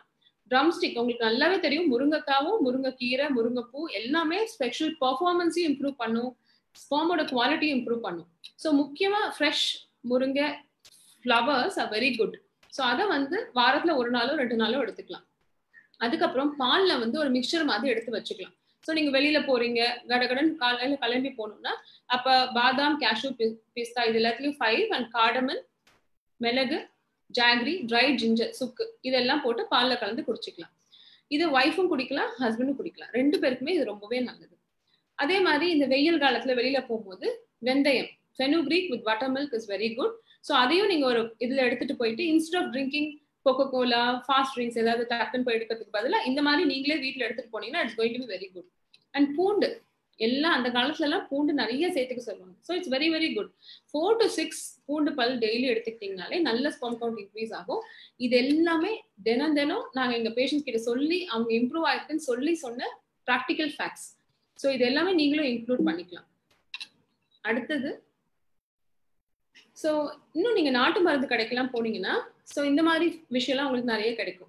ஸோ இதை வாங்கிட்டும் நீங்க ட்ரை பண்ணலாம். ஏன்னா இயற்கையா ட்ரை பண்ணி ஃபுட்ல ஏதாவது இம்ப்ரூவ் பண்ண முடிஞ்சது அப்படின்னு சொன்னா கொஞ்சம் மாடரேட்டா தான் கவுண்ட்ஸ். கொஞ்சம் ப்ராப்ளம் வந்து 10 மில்லியன் தான் இருக்கு, 15 மில்லியன் இருக்கு, இல்ல ஐவிஎஃப்ஏ தான் நான் பண்ண போறேன் அப்படின்னா கூட அந்த வர ஸ்பெர்ம்ஸோட குவாலிட்டி இம்ப்ரூவ் பண்றதுக்காக இதெல்லாம் இம்ப்ரூவ் பண்ணிக்கலாம். So banyan tree and lotus seeds are very good for sexual performance and also for increasing sperm quality. ஜாதி பத்திரின்னு சொல்லுவாங்க, அதோட வெளியில கவரிங், அந்த சீடோட கவரிங் எடுத்து ஜாதி பத்திரி பவுடர் வந்து விக்குது. அதையும் நீங்க கார்டமன் கீல போடுற மாதிரி இதையும் சேர்த்து போட்டு சாப்பிடலாம். Seeds of radish and pumpkin are very good. Pumpkin seeds நிறைய இடத்துல கிடைக்குது. ஸோ நீங்க அதையும் அடிக்கடி சாப்பிட்ற மாதிரி பார்த்துக்கலாம். எந்த பழத்திலுமே சீட்ல தான் நிறைய சத்து இருக்கு, கிரேப்ஸ்ல கூட சீட்ஸ்ல தான் நிறைய சத்து இருக்கு. So seeds are really very good, you can take the seeds. அதே மாதிரி அத்திப்பழம் ஃப்ரெஷ்ஷா சாப்பிடலாம். டயபெட்டிஸ் இருக்கிறவங்க அத்திப்பழத்தை ட்ரைடா சாப்பிடும் போது அதுல ஜாகரி அந்த ஹனி எல்லாம் போட்டிருக்கிறதுனால அதுல ஸ்வீட் ஜாஸ்தியா இருக்கும். ஸோ டயபெட்டிஸ் இருக்குன்னு சொன்னா அத்திப்பழத்தை ஃப்ரெஷ்ஷாவே காலையில வெறும் வயிற்றுல ஒரு ஜூஸ் மாதிரி போட்டு 2 பேருமே ஹஸ்பண்ட் ஒய்ஃப் குடிக்கலாம். raisins are very good. pomegranate seeds, not to make it filter பண்ணி குடிக்க கூடாது, சீட்ஸோட சாப்பிடலாம். பனானால B6 B12 நிறைய இருக்கு. So it's also very good fruit. All citrus fruits, strawberries, அந்த மாதிரி berries, avocado, butter fruit, honey daily எடுத்துக்கலாம். இது எல்லாமே ரொம்ப நல்லது. ஸோ நான் வந்து ஃபுல் நான்வெஜ் விட்டுட்டேன் டாக்டர், நான் வெஜிடேரியன் டயட் ஆயிட்டேன் அப்படின்னு சொல்லுவாங்க. ஸோ நீங்க வெஜிடேரியன் ஆகி தான் குழந்தை பெற்றுக்கணும்னு அவசியம் கிடையாது. நான்வெஜ்ல sea foods, fish are very good to and very good and it improves the sperm count very well. So you can take sea foods. So chicken mutton சாப்பிடக்கூடாதான்னு கேட்டிங்கன்னா சாப்பிடலாம், கரெக்டான அளவு, without oil and fat. And இன்னும் வேற என்னெல்லாம் கேட்டிங்கன்னா இதெல்லாம் நிறைய பேர் யூஸ் பண்ணி நீங்க ஆயுர்வேதிக் டாக்டர் மீட் பண்ணாலும் சித்தா டாக்டர் மீட் பண்ணாலும் இந்த மாதிரி மெடிசன்ஸ் வந்து தே கிவ் இட். ஸோ இதையும் நீங்க ட்ரை பண்ணலாம். நாங்க ட்ரை பண்ண நம்ம எல்லாருமே இந்த இந்தியால தமிழ்நாடு டாக்டர்ஸ் தான் நாங்க. ஸோ நாங்க இந்த we are not against ayurvedic or homeopathic preparations, but இதை யூஸ் பண்ணி ஒரு 3 monthsல உங்களுக்கு எஃபெக்ட் தெரிஞ்சதுன்னா அதுக்கப்புறம் குழந்தை பெற்றுக்கிறது சீக்கிரம் ப்ரோஸ்போன் பண்ணும். நான் இதை யூஸ் பண்றேன், அடுத்தது இன்னொன்னு யூஸ் பண்றேன், அடுத்தது இன்னும் யூஸ் பண்றேன்னு சொல்லி ஒரு 5-6 years தள்ளிட்டு ஒய்ஃபோட ஏஜ் ரொம்ப தள்ளி போறதுனால தான் we are asking you to be very fast on the treatment. So தாராளமா ஒரு 3 months to 6 months நீங்க நல்ல ஹெல்த்தி டயட், டீடாக்சிஃபிகேஷன் உங்க உடம்புக்கு பண்ணிக்கிறது நல்லதுதான். So ashwagandha powder and mucuna pruriens, இந்த சீட்ஸ் நீங்க சைட்ல பாக்குறது, அதே மாதிரி dried fruit of nerinjil and flowers of avaram, இது எல்லாமே உங்களுக்கு நாட்டு மருந்து கடையில அழகாவே கிடைக்குது. It is available in all supermarkets also as a dried powder. You can buy it and take minimal amount every day. So இதெல்லாம் ரெகுலரா எடுக்க வேண்டியது, ஒரே நாள்ல எடுக்க வேண்டியது இல்லை, ரெகுலரா you can take it and have ஒரு 3 months எடுத்து you can improve on your diet. So இது எல்லாம் பண்றேன் டாக்டர், ஆனா வெயிட் 100 கிலோ இருக்கு அப்படின்னா அது எப்படி இம்ப்ரூவ் ஆகும்? கட்டாயம் இம்ப்ரூவ் ஆகாது. So we always tell diet, drugs, exercise. So நல்ல டயட், அதுக்கான டேப்லெட்ஸ், அதுக்கான எக்ஸசைஸ், இது 3 இந்த ட்ரையாங்குலர் ரிலேஷன்ஷிப் கரெக்டா இருந்தா தான் நம்மளுக்கு நல்ல ரிசல்ட்ஸ் கிடைக்கும். அது டயபெட்டிஸா இருந்தாலும் சரி, ஸ்பெர்ம் கவுண்டா இருந்தாலும் சரி. ஸோ ஒபிசிட்டி வந்து ரொம்ப ரொம்ப இம்பார்ட்டன்ட். இது வந்து ஒரு குளோபல் இம்பாக்ட் ஜேர்னல்ல போட்டிருக்கிற ஒரு டேட்டா. இதுல பாத்தீங்கன்னா நம்மளோட major problem obesity is equivalent to violence, டெரரிசம்க்கு ஈக்குவலண்டா போட்டிருக்காங்க, ஆல்கஹாலிசம் அண்ட் ஸ்மோக்கிங்க்கு ஈக்குவலண்டா போட்டிருக்காங்க. ஸோ நீங்க ரொம்ப நல்லவங்களா ஸ்மோக்கிங் பண்றது இல்லை, ஆல்கஹால் யூஸ் பண்றது இல்லை, வெஜிடேரியன் டயட் யூஸ் பண்றேன், I'm very good in all the ways அப்படின்னு சொல்லிட்டு ஆனா குண்டா 100 kg or 70 kg or even if you are correct weight and you are not doing exercise every day, it is not going to be good. And there is a very good journal and lots of studies published. Exercise பண்ற மேல்ஸ்க்கும் exercise பண்ணாத மேல்ஸ்க்கும் கம்பேரிசனே பண்ணிருக்காங்க. Exercise பண்ற மேல்ஸ்க்கு ஸ்பெர்மோட count, motility, quality மூணுமே நல்லா இருந்திருக்கு.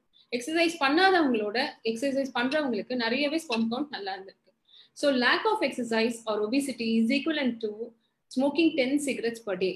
So நீங்க exercise பண்ணாம லேசியா லேப்டாப் முன்னாடியே உட்காந்து ஐடி ஜாப் பாக்குறீங்க, இல்ல you are a teacher or whatever way you are, exercise பண்ணல அப்படின்னு சொன்னா that is equivalent to smoking 10 cigarettes per day. So definitely you should all do exercise and make your life healthy for lifelong, not only for childbirth. எப்பவுமே exercise பண்றது ரொம்ப நல்லது. So lifestyle to improve sperms and sexual dysfunction. Strengthening exercises. கை காலுக்கு strengthening exercises பண்ணும்போது aerobic exerciseோட sperm production are good அப்படின்னு சொல்றாங்க. So weight lifting, minimal amount of resistant exercises are very good. Kegels exercise. ஃபீமேல்ஸ்க்கு normal delivery ஆகணும், pelvic floors நல்லா இருக்கணும், urinary problem, motion போடுறதுக்கு problem வரக்கூடாதுன்னு சொல்லி இந்த காயக்கல்பம்னு தமிழ்ல சொல்லுவாங்க. ஸோ இந்த யோகாசனம் பயிற்சி, அதாவது கீஜல்ஸ் எக்ஸசைஸ்ன்னு சொல்றது வந்து மோஷன் போற இடத்தையும் யூரின் போற இடத்தையும் கண்ட்ராக்ட் பண்றது, யூரின் மோஷன் வராத மாதிரி டைட்டா பிடிச்சு ரிலீஸ் பண்றது. இந்த ப்ரொசீஜர்னால ஸ்பெர்மோட ப்ரொடக்ஷனும் சரி, செக்ஷுவல் டிஸ்ஃபங்க்ஷனும் கரெக்ட் ஆகும். ஸோ மேல்ஸும் கீஜல்ஸ் எக்ஸசைஸ் பண்றது 3 வேளையும் சாப்பிட்றதுக்கு முன்னாடி ஒரு 10 times பண்ணிட்டு சாப்பிட்டா இட் இஸ் வெரி குட். யோகாசனம், நீங்க யோகா பயிற்சி பண்றீங்கன்னா it is also increasing your stretchability and flexibility. So இதனாலேயும் உங்களுக்கு இம்ப்ரூவ் ஆகலாம். நீங்க any exercise which ever you like. நீங்க சின்ன வயசுல டேபிள் டென்னிஸ் விளையாண்டீங்களா, ஹாஃப் அன் ஹவர் விளையாடுங்க. இல்லையா வாக்கிங் தான் ரொம்ப பிடிச்சிருக்கா, அவங்க வீட்டுல ஒரு டாக் இருக்கா, கூட்டிட்டு வாக்கிங் போங்க. ஸ்விம்மிங் பிடிச்சிருக்கா ஸ்விம்மிங் பண்ணுங்க, சைக்கிளிங் பிடிச்சிருந்தா பண்ணுங்க. At least half an hour weekly 5 days at least you should do this. And இது எல்லாத்தோட முக்கியம் 7 hours of sleep. ரொம்ப ஃபிட்டா எக்ஸசைஸ் பண்ணி உடம்ப ரொம்ப ஃபிட்டா வச்சுட்டு தூங்குறது 4 மணி நேரம் தான் தூங்கினா அதனால கூட பிபி வரலாம், அதனால கூட ஸ்ட்ரெஸ் அக்யூமுலேட் ஆகலாம். ஸோ நல்ல தூக்கம், நல்ல எக்ஸசைஸ், நல்ல டயட், இது 3 ஃபாலோ பண்ணுங்க ஃபர்ஸ்ட். அதுக்கப்புறமாவும் ஸ்பெர்ம் கவுண்ட் இம்ப்ரூவ் ஆகலையா, then will go head with the treatment. So சில பேருக்கு இது எல்லாமே நல்லதா இருக்கு, but I'm not getting it அப்படின்னா there are lots of test available. நீங்க முன்னாடி நினைச்ச மாதிரி ஹஸ்பண்டுக்கு இருக்கிற ஒரே டெஸ்ட் முன்னாடி எல்லாம் தெரிஞ்சது வந்து செமன் அனாலிசிஸ், விந்தணு சோதனை, இது மட்டும் தான் தெரிஞ்சது. இப்ப அப்படி கிடையாது. Sperm count is very good, எல்லாம் சூப்பரா இருக்கு. ஆனா ஒய்ஃப்க்கு 3 times அபார்ஷன் ஆகுது, இல்ல ஒய்ஃப்க்கு 4 தடவை IUI பண்ணி கூட கன்சீவ் ஆகலையா, ஹஸ்பண்டோட ஸ்பெர்ம்ல ஹெட்ல DNA ஃபிராக்மெண்டேஷன் இருக்கான்னு பார்க்கலாம், DFIன்ற டெஸ்ட். முன்னாடி நாங்க ஃபர்ஸ்ட் பண்ணும்போதெல்லாம் அது 15,000 20,000 ஆயிட்டு இருக்கு. இப்போ 4 to 5,000ல we are able to do DFI test. So இது பண்ணி இன்னும் டீடாக், இதுலயும் நாங்க என்ன பண்றோம், இதுக்கான டேப்லெட்ஸ் ஆன்டி ஆக்சிடென்ட்ஸ் கொடுக்குறோம். நாங்க முன்னாடியே சொன்ன மாதிரி லைஃப் ஸ்டைல் சேஞ்சஸ் பண்ண சொல்றோம். இது பண்ணும்போது உங்களுக்கு கட்டாயம் இம்ப்ரூவ் ஆகும் ஸ்பெர்மோட count and quality. And sperms எல்லாமே நல்லதா இருக்கு, ஆனா 20 மில்லியன் ஸ்பெர்ம்ஸ் இருக்கு, நான் எதுவுமே மூவ் ஆகல, எல்லாமே செத்து போன மாதிரி இருக்கு அப்படின்னு சொன்னா அப்ப ஹைபாஸ்மோட்டிக் ஸ்மெல்லிங் டெஸ்ட் பண்ணி அந்த செத்து போன ஸ்பெர்ம்ஸ் மாதிரி இருக்கிறதுல எது நல்ல உயிரோட இருக்கு, எது வந்து நல்ல வயபிலிட்டி, எது குழந்தைய பெத்துக்க முடியும், எந்த ஸ்பெர்ம்ஸை வச்சா குழந்தை பெத்துக்க முடியும்னு பார்த்து அந்த ஸ்பெர்ம்ஸை செலக்ட் பண்ணி ICSI பண்ண முடியும். அதே மாதிரி ஸ்பெர்ம்ஸ் இருக்கான்னு பாக்குறதுக்கும் டெஸ்டிகுலர் பயாப்சி பண்ணலாம். ஆனா testicular biopsy as a investigation, sperms இருக்கான்னு பாக்குறீங்கன்னா அந்த சென்டர்ல ஸ்பெர்ம் ஃப்ரீசிங்க்கு ஃபெசிலிட்டி இருக்கான்னு பார்த்துட்டு பண்ணணும். நான் ஸ்பெர்ம் பயாப்சி பண்ணேன் டாக்டர், அந்த ஹாஸ்பிட்டல் போய் பண்ணேன், ஸ்பெர்ம்ஸ் எல்லாம் இருக்குன்னு சொன்னாங்க, ஆனா ஃப்ரீஸ் பண்ணல டாக்டர் அப்படின்னு சொல்லக்கூடாது. ஒரு தடவை டெஸ்டிஸ்ல ஒரு சர்ஜரி பண்ணா அங்க ஒரு ஸ்கார் ஃபார்ம் ஆகுது, அங்க ஒரு அடப்பு ஃபார்ம் ஆகுது. அதனால நீங்க எப்ப டெஸ்டிகுலர் பயாப்சி பண்ணாலும் அந்த டெஸ்டிஸ்ல வர ஸ்பெர்ம்ஸ் எடுத்து ஃப்ரீஸ் பண்ற ஒரு இடத்துல தான் நீங்க டெஸ்டிகுலர் பயாப்சி பண்ணிக்கணும். நான் சொன்ன மாதிரி ஸ்கேன் பண்ணி பார்க்கலாம், விரையில வந்து வேரிகோசீல் இருக்கா, இல்ல ப்ராஸ்டேட் ப்ராப்ளம் இருக்கா, இல்ல டெஸ்டிஸ் சைஸ் சின்னதா இருக்கா, இல்ல அந்த டெஸ்டிஸ் ரெண்டும் இருக்கும் ஆனா அதை எடுத்துட்டு போற டியூப் வாஸ் டிஃபரன்ஸ்ன்றது வந்து இருக்கா இல்லாமே இருக்கலாம், பிறப்பிலேயே இல்லாம இருக்கலாம். ஸோ அவங்களுக்குலாம் இப்போ ப்ரொடக்ஷன் இருக்கு ஆனா வரத்துக்கு தான் வழி இல்லை. ஸோ அவங்களுக்கு ஈஸியா குழந்தை பெற்ற முடியும். அடுத்தது வந்து கேரியோடைப்பிங், ஹஸ்பண்ட் ஒய்ஃப்க்கு 2-3 தடவை அபார்ஷன் ஆகுது, இல்ல ஸ்பெர்ம் கவுண்ட் வந்து 5 மில்லியனுக்கு கம்மியா இருக்குன்னா கேரியோடைப்பிங் பண்ணி Y குரோமோசோம் ப்ராப்ளம் இருக்கா, இல்ல குரோமோசோமல் டிஃபெக்ட்ஸ் வேற ஏதாவது இருக்கான்னு பார்க்கலாம். XY நீங்க கேள்விப்பட்டிருப்பீங்க, அந்த Y குரோமோசோம்ல ஏசோஸ்பெர்மியா ஃபேக்டர் ரீஜன் ஒன்று இருக்கு, அந்த ரீஜன்ல ஏதாவது டெலிஷன் இருக்கிறதுனால கூட குழந்தை வரலாம். ஸோ அது மாதிரி இருந்ததுன்னா நாங்க என்ன கவுன்சிலிங் கொடுப்போம், உங்களுக்கு குழந்தை போகுதுன்னா அந்த இந்த ப்ராப்ளம் வரலாம். ஸோ இந்த ரிஸ்க்லாம் தெரிஞ்சுட்டு தான் நம்ம குழந்தை பெற்றுக்க முடியும். அதனால இந்த டெஸ்ட் எல்லாம் தேவைப்பட்டுச்சுன்னா டாக்டர் சொன்னா நீங்க பண்ணிக்கலாம். ஸோ ட்ரீட்மெண்ட்ஸ் மேலா இருக்கட்டும் ஃபீமேலா இருக்கட்டும், ப்ராப்ளம் இருந்தா என்ன ட்ரீட்மெண்ட் இருக்கு? ஒரு மேல் ஃபேக்டரை வச்சு ட்ரீட்மெண்ட் டிசைட் பண்ணணும்னா 2 விதமா ட்ரை பண்றோம்.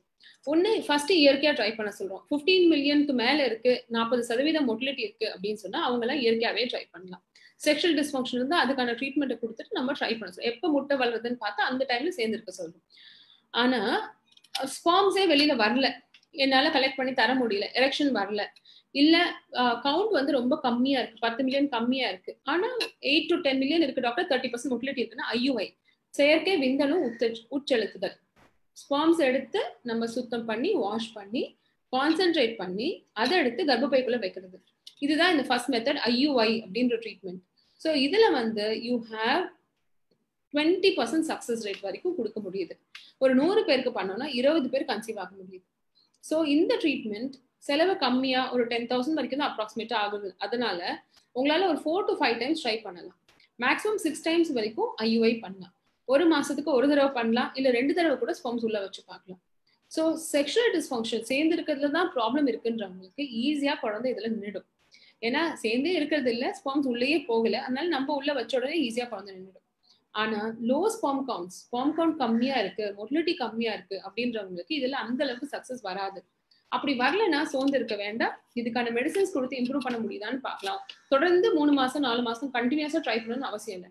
ஒரு 2 மாசம் ட்ரை பண்ணீங்களா, ஒரு 3 மாசம் நாங்க சொன்ன மெடிசன்ஸ் எல்லாம் எடுத்து இந்த விட்டமின்ஸ் எல்லாம் எடுத்துட்டு vitamin C, vitamin E and vitamin D இதெல்லாம் நாங்க எல்லாருக்கும் கொடுக்குற ஒரு நேச்சுரல் சப்ளிமெண்ட்ஸ்.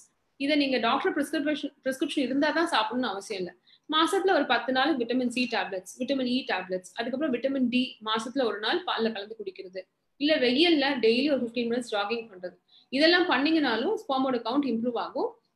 ஸோ ஒரு 3 மந்த்ஸ் இந்த மாதிரி நல்ல டயட் நல்ல எக்ஸசைஸ் இதெல்லாம் பண்ணிட்டு திருப்பி நீங்க ஒரு 2 சைக்கிள் IUI பண்ணி பார்க்கலாம்.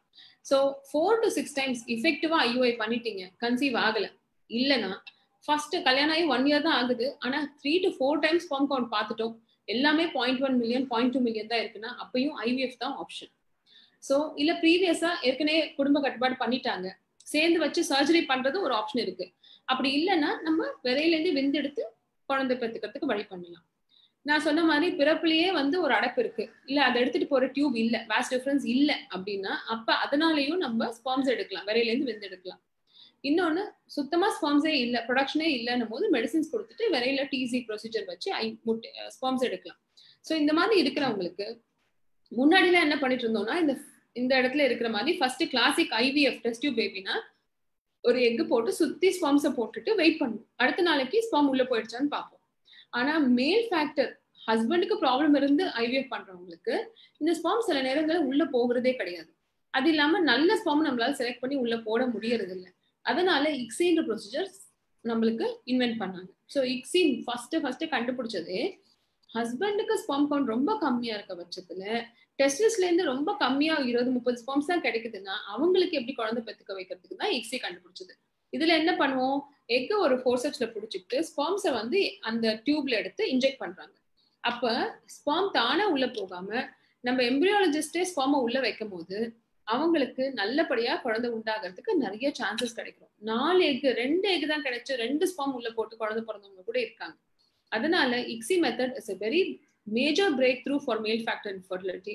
நீங்க இதை பத்தி பயப்பட தேவையில்லை, உங்க வைஃப்க்கு ரொம்ப பெயினோ இல்ல பிரச்சனையோ இருக்காது. and it is a very safe method. Only thing is it's financially கொஞ்சம் காஸ்ட்லி தான் மற்ற ட்ரீட்மெண்ட்டோட, மற்றபடி it is less risky and has good success rate. So நாங்க சொன்ன மாதிரி இந்த ICSI பிப்பெட்டை வச்சு உள்ள ஸ்பார்ம் செலுத்தி செய்யறதுக்கு பேர் தான் ICSI. எனக்கு வந்து டாக்டர் வந்து எனக்கு IVF தான் பண்ண சொன்னாங்க டாக்டர், நீங்க என்ன ICSI பண்றேன்னு சொல்றீங்க அப்படின்னு கேட்பாங்க நிறைய பேர். ஸோ IVF வந்து not a very good method for மேல் ஃபேக்டர். ஸ்பார்ம் கவுண்ட்ஸ் கம்மியா இருக்கும் போதோ இல்ல டெஸ்டிஸ்ல இருந்து ஸ்பார்ம்ஸ் எடுக்கும் போதோ IVF வந்து நல்ல மெத்தட் கிடையாது. ICSI தான் வந்து நிறைய டெக்னாலஜி தேவை, அதுக்கு தான் embryologist should be more trained. But எங்க எம்பிரியாலஜிஸ்ட் எல்லாருமே இப்ப இருக்கிறவங்க most of them are trained in ICSI very well, so they can select a good sperm and give you good baby. So இதுலேயே அட்வான்ஸ் மெத்தட்ஸ் என்னெல்லாம் இருக்குது டாக்டர்னு கேட்டாங்கன்னா pixie, physiological இக்ஸின்னு இருக்குது, மார்ஃபலாஜிக்கலி செலக்டட் ஸ்பெர்ம்ஸ் வச்சு போடுறதுக்கு இருக்குது, மேக்ஸ்ன்னு சொல்லி டிஎஃப்ஐ டிஎன்ஏ ஃப்ராக்மெண்டேஷன் ஜாஸ்தியாக இருக்கவங்களுக்கு இந்த டெக்னாலஜி யூஸ் பண்ணியும் ஸ்பெர்ம் செலக்ட் பண்ணலாம். ஆனால் இது எல்லாத்தோட experience of the embryologist and a good team work, உங்களுக்கு எவ்வளோ அந்த செலவு பண்ணி அந்த ஸ்பெர்ம்ஸை செலக்ட் பண்ணி உள்ளே போடுறாங்கன்றது ரொம்ப ரொம்ப இம்பார்ட்டன்ட். ஸோ டெஃபினட்டாக any doctor who is going to treat a patient wants the patient to conceive and have a healthy child. So இந்த ஸ்டெப்ல ரொம்பவே அக்கறையா தான் இந்த ஸ்பெர்ம்ஸ் செலக்ட் பண்ணுவோம். ஸோ கவலைப்படாம நீங்க ரிலாக்ஸ்டா இருந்து உங்க சைட்ல நீங்க பண்றதெல்லாம் கரெக்டா பண்ணீங்கன்னா கட்டாயம் உங்களுக்கு நல்ல ஹெல்த்தி சைல்ட் கிடைக்கும். ஸோ அப்ஸ்ட்ரக்டிவ் ஏசோஸ்பெர்மியா நாங்க சொன்ன மாதிரி விரையிலேருந்து விந்து எடுக்கலாம். ஸோ ஸ்பெர்ம்ஸ் இல்லைன்னா சுத்தமா பயந்துராதீங்க. இந்த எபிடிடர்மிஸ்ல இருந்து எடுக்கலாம். எபிடிடர்மிஸ்ல இருந்து எடுக்கிறதுக்கு பேரு பீசா மீசான்னு சொல்லுவோம். அடுத்தது டெசின்னு சொல்ற ப்ரொசீஜர் வந்து டெஸ்டிகுலர் எக்ஸ்ட்ராக்ஷன். டெஸ்டிஸ்ல இருந்தே சின்னதா தான் இருக்கும். இதுக்கும் டே கேர் ப்ரொசீஜர் தான். 2-3 நாள் நீங்க வந்து ஹாஸ்பிட்டல்ல இருக்க வேண்டிய அவசியம் கிடையாது. வைஃபுக்கு முட்டை எடுக்கிற அன்னைக்கே சின்னதா டெஸ்டிஸ்ல வந்து ஒரு சின்ன ஒரு 1 சென்டிமீட்டருக்கு ஓபன் பண்ணி அது வழியாவே டெஸ்டிகுலர் பயாப்சி எடுக்க முடியும். சில பேருக்கு நாங்க வந்து டெஸ்டிஸ் ஓபன் பண்ணாவே ஸ்பெர்ம்ஸ் எடுத்துருவோம், நீடில் வழியாவே எடுத்துருவோம். அதுக்கு பேர் தான் percutaneous epididymal sperm aspiration or testicular aspiration. So இதை என்ன நினைச்சிருவாங்க, என்ன டாக்டர் தையலே போடல ஸ்பெர்ம்ஸ் எப்படி எடுத்தீங்க அப்படின்னு கேட்பாங்க. ஸோ முன்னாடியே சொல்லிடணும் அதை. ஸோ நீடில் வழியாகவும் டெஸ்டிஸ்ல இருந்து ஸ்பெர்ம்ஸ் எடுக்கலாம். ஊசி வழியாவே டெஸ்டிஸ்ல இருந்து ஸ்பெர்ம்ஸ் கிடைச்சிருச்சுன்னு சொன்னா தையல் போட வேண்டிய அவசியம் இல்லை. சில பேருக்கு ஊசி வழியா கிடைக்கல அப்படின்னு சொன்னா அப்ப நம்ம சின்னதா ஓபன் பண்ணி சர்ச் பண்ணி தான் ஸ்பெர்ம்ஸ் கிடைக்க வேண்டியது இருக்கும். ஸோ சுத்தமா எனக்கு எல்லா இடத்துலயும் கைவிட்டுட்டாங்க, எனக்கு ஏதாவது ஒரு வழி வேணும், நான் அப்ஸ்ட்ரக்டிவ் ஹார்மோன்ஸும் ஹை ஆயிடுச்சு, எஃப்எஸ்ஹெச்னு ஒரு ஹார்மோன் பாக்குறோம், அது வந்து 15க்கு மேல எல்லாம் போயிடுச்சுன்னா டெஸ்டிஸ்ல எங்கேயாவது ஒரு இடத்துல தான் ஸ்பெர்ம்ஸ் இருக்கும். அந்த மாதிரி இருக்கிறவங்களுக்கு தான் மைக்ரோடிசி. இதுக்கு 2-3 hours ஆகும் இந்த ப்ரொசீஜர். இதுக்கு வந்து ஒரு 2-3 நாள் தங்க வேண்டியது இருக்கும் ஹாஸ்பிட்டல்ல. இதுல அந்த டெஸ்டிஸே வெளியில எடுத்து ஒவ்வொரு லேயரா கட் பண்ணி பார்த்து அதுல ஏதாவது ஒரு லேயர்ல ஸ்பெர்ம்ஸ் இருக்கான்னு பார்த்து செலக்ட் பண்ணி கொடுக்க வேண்டிய ப்ரொசீஜர். ஸோ இது அதாவது ஸ்பெர்ம்ஸ் எடுக்கிற வேண்டிய சர்ஜரிலேயே இது அட்வான்ஸ் சர்ஜரி. இது மைக்ரோஸ்கோப் வழியா பார்த்து 2-3 hours ஸ்பெண்ட் பண்ணி பொறுமையா பண்ண வேண்டிய ப்ரொசீஜர். ஸோ இது வழியாவும் குழந்தை பிறந்திருக்கு. ஸோ உங்க எல்லாருக்கும் சொல்ல வேண்டியது என்னன்னா, நாலேஜ் அபவுட் மேல் factor infertility is very very important. இந்த மேல் ஃபேக்டர் இன்ஃபர்டிலிட்டியில நாங்க ப்ரெசென்ட் பண்ண ஒவ்வொரு ஸ்லைடை பத்தியுமே 1 மணி நேரம் பேச முடியும். ஆனா இதை பத்தி ஒரு ப்ராட் நாலேஜ் கிடைக்கணும். And this Saturday is going to be this Sunday is a Father's Day, so we all have to celebrate and wish our father about happy Father's Day. And உங்களோட dream to become a father should also be possible. So happy parenthood, எல்லாருக்கும் ஒரு நல்ல ஹெல்த்தியான குழந்தை கிடைக்கிறதுக்கு எங்களோட wishes. And next week we are going to have doctor Ashok talking about diabetes in pregnancy as one topic and fertility as the next topic. And we'll have the slides which are presented today to be shared in SlideShare also. And இதே பதிவை எங்களால் யூடியூப்லயும் நாங்க இதை upload பண்ணி வச்சிருக்கோம். So இந்த டைம்ல உங்களால பார்க்க முடியல, இல்ல உங்க ஒய்ஃப் பார்க்க முடியல, இல்ல ஹஸ்பண்ட் பார்க்க முடியலன்னா you can go to either Facebook site or YouTube site and view this video. And if you have any specific topic இந்த டயபெட்டிஸ் இன் பிரெக்னன்சியை நாங்க எப்படி செலக்ட் பண்ணோம் அப்படின்னா, எங்களுக்கு 2-3 பேர் டயபெட்டிஸ் பத்தி பேசுங்கன்னு சொன்னதுனால இந்த டாபிக் செலக்ட் பண்ணிருக்கோம். ஸோ உங்களுக்கு ஏதாவது ஒரு ஸ்பெசிபிக் டாபிக் பத்தி பேசணும்னு தெரிஞ்சதுன்னா அதையும் எங்ககிட்ட சொல்லலாம். I think we have shared. So happy evening. So ஏதாவது டவுட்ஸ் இருந்ததுன்னா டெஃபினட்டா உங்களோட கமெண்ட்ஸ் செக்ஷன்ல ஷேர் பண்ணுங்க. Don't feel shy about it. We'll be able to answer your queries. Thank you.